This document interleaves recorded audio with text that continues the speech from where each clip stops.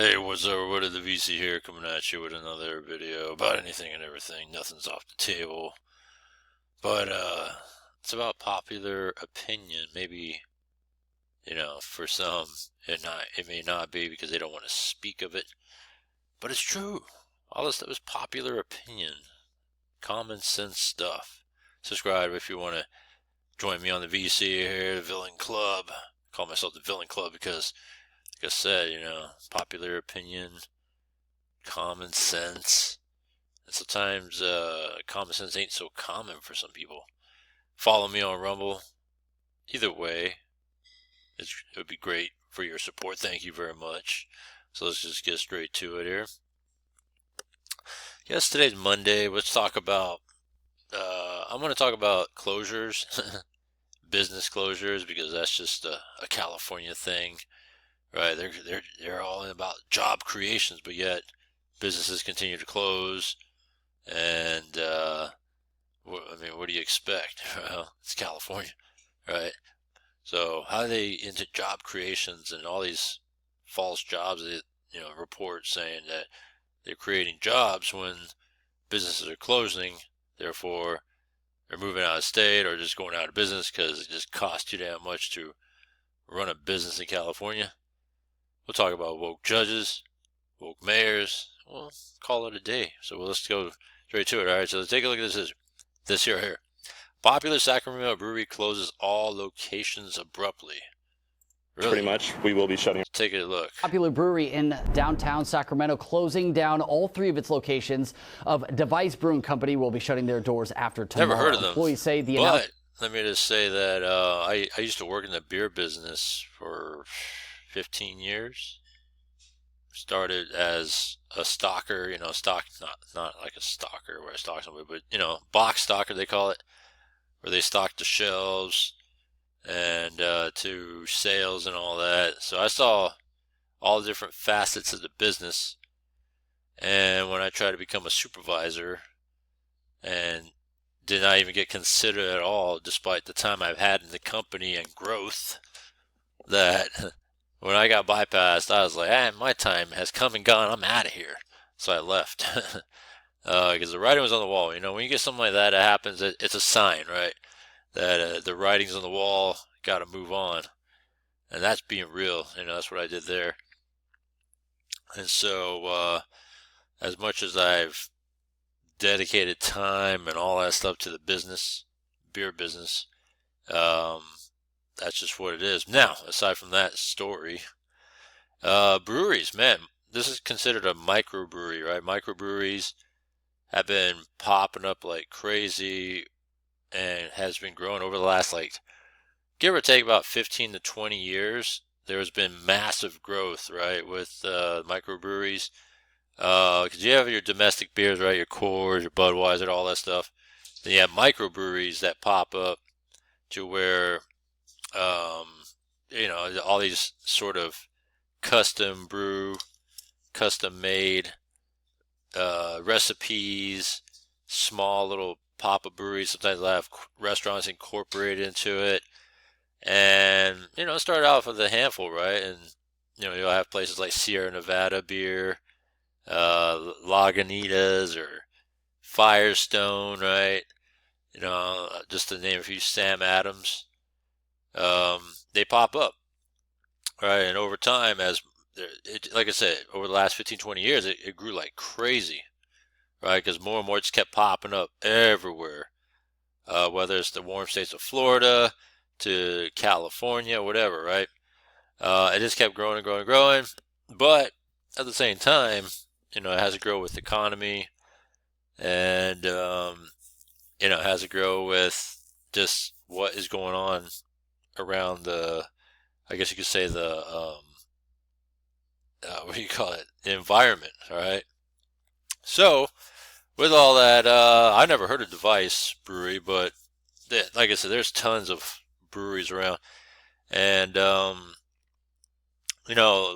would say the last 5 years, though, the growth became stagnant when it came to the microbreweries.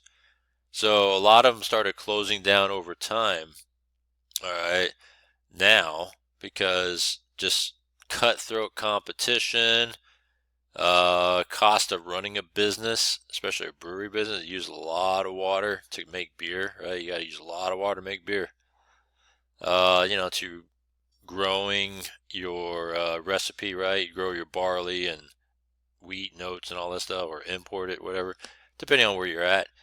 So I'm not surprised, and you're going to be hearing more and more of these things closing down because just cutthroat competition and the cost of running business. Announcement came as a surprise, saying that they were only told about the closure 2 days ago. Your reporter Kayla Mola is live in Midtown with all the details. That's California. Yeah, hi there, Brady. It's been surprise and confusion around here. Many customers learning that tonight's beer will be their last here at Device Brewing Company. And with just 2 days' notice, employees say that they feel left behind. Really 24 hours pretty much. We will be shutting our doors at all 3 locations. Luke Mitchell has been with Device Brewing Company for 5.5 years, but after this weekend, he won't be their employee anymore. And I get the message an hour before I'm going to work, and businesses have no loyalty. What's going on here? Like, I don't know. He says the roughly 20 employees received a lengthy message from the owners about closing the business with just 2 days' notice. Yeah, it's kind of messed up that people just get 2 days' notice to not have a job anymore. And it's a good brewery and good beer. A little sad just because we were all dedicated employees, and it just we all loved working here, and everything was just kind of kept in the dark. Employees say the message. Hey, I just told you my story too. Hey, 15 years, there's no loyalty, and they do everything they can, I hate to say it, to fuck you over. From the owners cited that the profits just aren't there to keep the business going and that they needed a change. Employees say the owners are moving out of state. There's things behind the scenes that we don't California. Really know. On April 3rd, Device Brewing posted on social media announcing an expansion for their Ice Blocks location. And just 3 weeks later, they're shutting down altogether. I reached out to the owners, but haven't heard back. I'm really bummed. I would definitely come back here if they weren't closing. It's awesome here. They got the music going. It's very family oriented. I brought my son here a couple times. The breweries have become a foundation for community, but employees say their questions about the closure remain unanswered. I'm expecting a paycheck for my last paycheck. I'm expecting one. Yeah. Yes. Well, yes, you. I'd hope so. But there hasn't been any comment on it at all. We were just kind of talking about that, just like we don't even know what we would do if we found out in 2 days that we were losing our... Hey, what do you guys think when chicks wear their glasses so low that it squeezes the nostril? I've seen that. Sometimes it's just their style. It's just weird to me. Jobs with no notice. We have kids. That's a no we have for a me. life, but yeah, so I feel This for became a possible banger to no. That's a no right there. Here. Employees are asking for transparency as they begin a new job search. I made a lot of friends, a lot of connections, a lot of memories. There's and it's just no loyalty, man, when it comes to go business. down like That's what this. sucks. Yeah, employees tell me that there hasn't been any mention of any sort of severance pay or fallback. But again, I didn't hear back from the owners today, but it is the weekend, so hopefully they'll get back to us in these next coming days. But as for tomorrow, that's going to be the last time to come on out here to Device Brewing Company. All right, it's a sad situation down there for sure. All right, Kayla, thank you. It's just the cost of doing business in California. That's what it is. So yeah, I'm not surprised about the beer businesses going out of business. Being that Sacramento, they used to have one right in downtown called River City Brewing, and they closed down too. Right there in the heart of downtown, But yeah, they got breweries all over the place. So this is nothing really. A small little pissant, all right, with tons, like hundreds and hundreds and hundreds of microbreweries around. They're just going to pick up the business. That's it. This one's not going to be a sad thing, maybe for the moment, but it's nothing. All right, let's see here. Popular San Jose. Now we're going to go down into the Bay Area. San Jose. What's going on over here? You just got a $300 chef-worthy Dutch oven in Somber Red for $60. Which means you also just got the $300 silent approval of his overbearing mother for $60. After nearly 3 decades in business, the owner of a popular South Bay Chinese restaurant says he has lost his lease and is being forced to close. But as NBC Bay Area's Marianne Favreau tells us, his days of being a business owner aren't quite over yet. Chef Lee off Camden Avenue in San Jose is more than a Chinese restaurant. For 28 years, this has been owner Eric Deek's home. What do you order, my friend? He says he considers his customers his family. I love every one of them. How you doing, my friend? Everything good? Now he's being forced to say goodbye to them.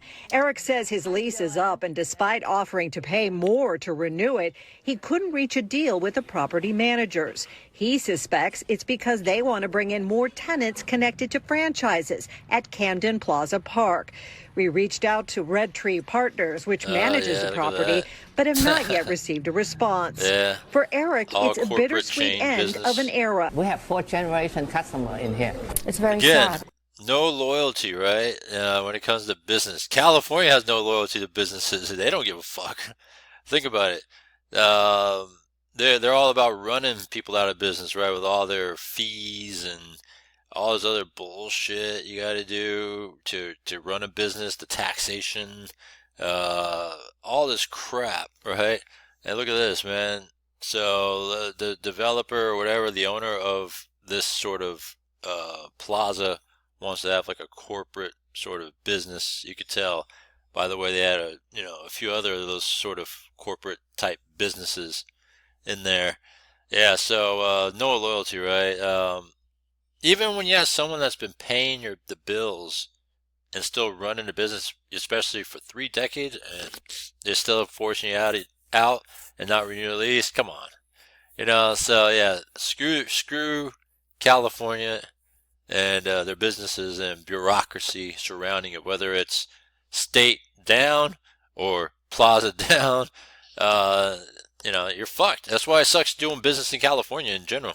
When she learned Chef Lee is closing, Alice almost says she rushed in to enjoy one last meal. I've been coming here for over 25 years, good. And the food is special, and the atmosphere and just the ambiance of the restaurant. Love coming here. And San Jose sucks anyway, so the cost of doing business in San Jose is expensive for what you get out of it, and it's so run down. Being that it's Silicon Valley and all that, he should go over to some other city and be like, give an FU and say, I'll run my business here and I'll still bring in the people and not pay so much just because it's San Jose. Customers say they keep coming back for the honey walnut prawns and other signature dishes. The friendly service and the beautiful orchids Eric tends to personally. Waitress Amy Wong has worked here 25 years. She says it was her first job, and she learned English by interacting with customers. I like all the people, just like my family. So when I heard the closing, I cried. Yeah, because I miss everyone. Eric says he survived the pandemic, sunk thousands into remodeling his restaurant, and planned to stay open at least 5 more years. Now he's posted signs thanking customers and saying goodbye. Eric will serve his last meals to customers here on May 15th. Then he hopes to pursue his second dream of opening an orchid shop. In San Jose, Marianne Favreau, NBC Bay Area News. Marianne, thank you. That's one thing. Dreaming of a new kid. One thing to run a business in California, like just a business, but restaurant business, it is rough. All right. Yeah, it is rough to run a restaurant business, family-owned business. It is rough, and this guy to be able to run it for nearly 30 years, and you wouldn't let the guy run it for another 5 more years? Come on, like really? Like come on. You don't get stuff like this very often, and you can't let him run for. He said he wanted to run for another 5 more years. You can't let that guy have it, all right? If they're a successful business, they're paying the bills. What the fuck, So yeah, fuck greedy owners and fuck California and their bureaucracy, right? So let's see what else we got going on over here. Look at that, huh? Triple jump.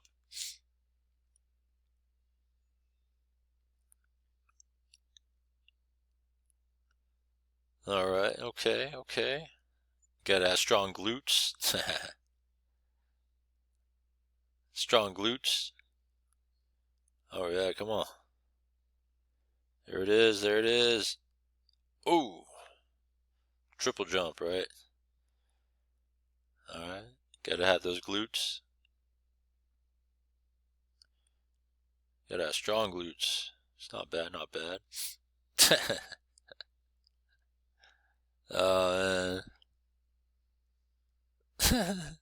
That was my favorite picture. This is an iconic picture of the Biden presidency right there. It's very iconic. Oh yeah, so I talked about this the other day when this mayor got elected to finish off Bang, Miss Bang Shang Tao. All right, and she got elected. Of all people that could possibly run mayor, you got to hire another liberal dumbass, far left dumbass, right? And I talked about this the other day that during her debate, she was, when they first started talking about $20 minimum wage for fast food, she was talking about, oh, in California, we should raise minimum wage to $50 because of the cost of living in California, and it would help everybody. And it's like, yeah, but you don't have the foundation to support a $50 minimum wage. You gotta, how about lower the cost of everything in California? So yeah, I agree with Decaf Decoy here, because I talked about this the other day when she first got elected for mayor last week. Every production line is powered by pros. The part we how play, can you have a $50 minimum wage? And pro support Since we're talking about jobs and closures of businesses and stuff like that, let's take a look at this dumbass You're proposal. calling for a $50 an hour federal minimum wage. That's 7 times the current national minimum wage of $7.25 an hour. Can you explain how that would be economically sustainable for small businesses? You have 60 seconds. First, let me say I owned and ran a small business for 11 years. I created hundreds of jobs. But that, the only question you have to... let me butt in here, Decaf, all right? The only thing about it is that how can you, as a business, pay $50 minimum wage, even if your own job, so-called business that you created jobs with? Fuck out of here. The ask is, she created hundreds of jobs. How many of them were over $50? Yeah, none. Like Zero. Not her top people. How many of the entry-level people were at $50? Zero. If the answer is 0, boom, eliminated from contention. You're a nut job. Benefits, retirement benefits, also health care benefits. I know what worker productivity means, and that means that you have to make sure that your employees are taken care of and have a living wage. In the Bay Area, I believe it was the United Way, came out. United Way, the biggest scam artist company ever. I got plenty of things to say about them, but just move on. With the report. I agree again with Mr. Decaf here that, any of these sort of organizations that's supposedly supposed to help doesn't do jack shit but take money. And it's been proven time and time again. All these sort of virtue signaling organizations that try to tug at your heart and they say they're supposed to help you and all this other stuff, they don't do jack shit. That very recently, $127,000 for a family of 4 is just barely enough to get by. Why? Yeah, why would you have a family of 4 if you only qualify for entry-level minimum wage jobs? If I'm a clerk at a 7-Eleven, actually a lot of them might have a family of 4, but I'm saying if I worked the fry machine at McDonald's, maybe I shouldn't have a family of 4. Another survey very recently, I wouldn't look at it like that. I'd look at it like you gotta look for a better paying job with skills, that you can utilize your own personal skills with. $4,000 for a family of 1, barely enough to get by. $104,000. I'm telling you right now, I had not dependents, but it's like I've had girlfriends that were live-in that I paid all the bills, and I'm proud to do that. But I was not making anywhere near $105,000 living in the most expensive city in the state, and I could make it by. What lavish lifestyle do they think minimum wage should provide you? Low-income income because of the affordability crisis. And so just do the math. Yeah. Why is there an affordability crisis in places like San Francisco and Los Angeles? Is it possibly because we have minimum wage of $20? Is it possibly because everything's going up and jobs are going away due to automation? Because all that forced wages, the automation you mentioned, just the taxation of everything.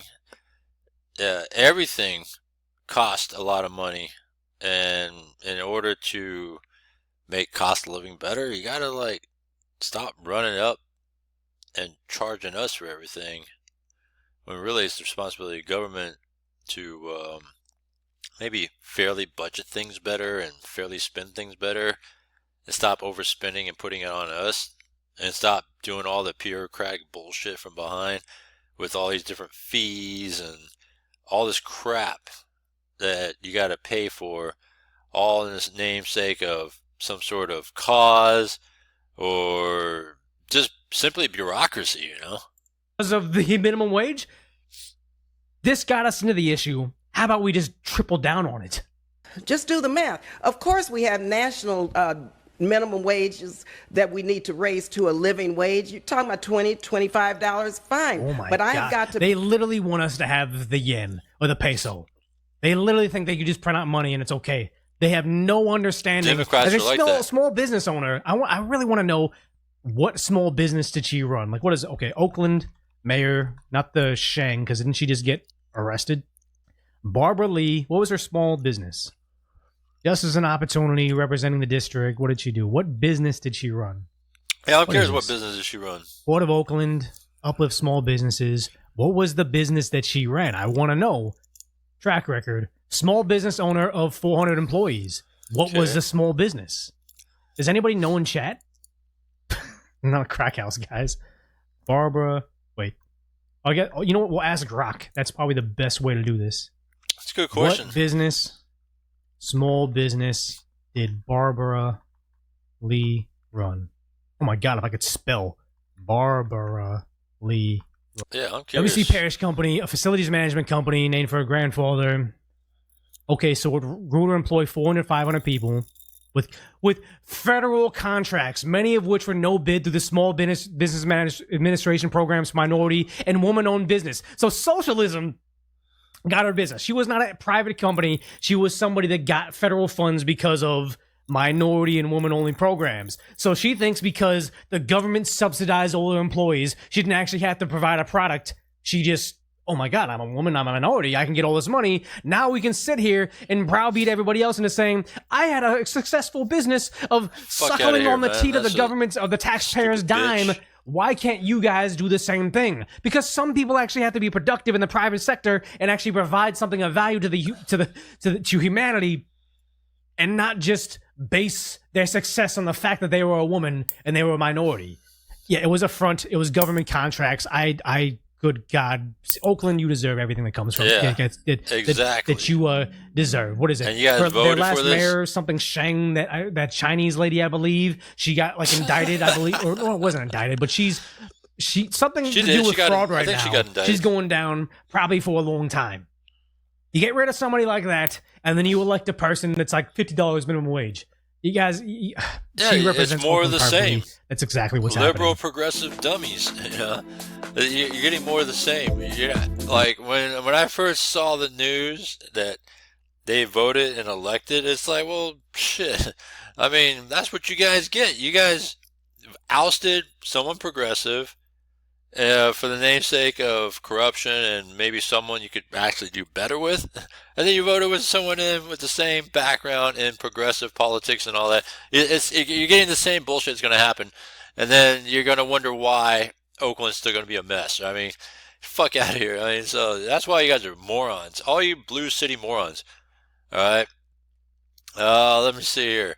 Let me go back to finish. I'm going to cap it off here. What else we got here? All right. So, speaking of dumbass, politicians like L.A., for example, with Karen Bass, 55,000 union workers go on strike in L.A. County. Gee, I wonder why.